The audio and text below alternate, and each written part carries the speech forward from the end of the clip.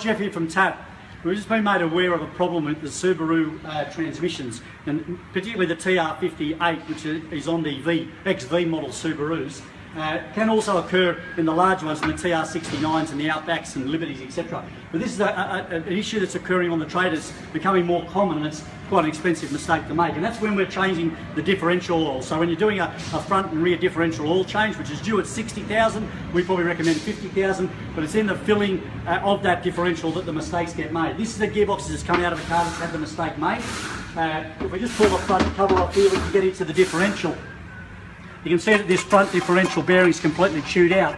What's happened is they've drained it. There's a drain point on the bottom, which is your main drain here. You've also got a level indicator, which is this port here, and I'll explain that in a second. And then you've got the fill point, which is on the side over here. You fill in there. They're all 8mm. The trick to it is, if you're doing a drain and you're using an 8mm Allen key, all the other plugs are 8mm. If you need to find the 8mm plugs to be able to fill it at the right point. The mistake's being made where they're filling it on this side, on another port, in the same spot. But what you're doing there is you're filling the diff oil into the constant variable transmission. Obviously not a good thing. We're then running the diff without any oil in it, and we're running contaminated oil in the CVT. So again, it's a trick to it, is to drain it obviously, take the fill indicator out, and then start filling it from the correct plug on the driver's side in the same one with the 8mm port. Once you start filling it, you can see the oil will come into the differential here, start pooling up as it comes up.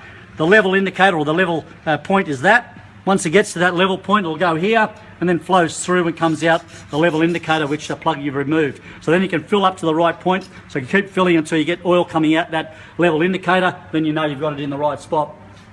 The problem is we're filling in the wrong side and putting the oil into the CVT instead of into the differential. Car goes away, once it hits that highway cycle, it'll chew out that bearing in the differential, obviously contaminate the CVT. So it's an expensive mistake. There's been numerous cases happening all over Australia already. It's going to keep happening unless we get to know exactly how to fill and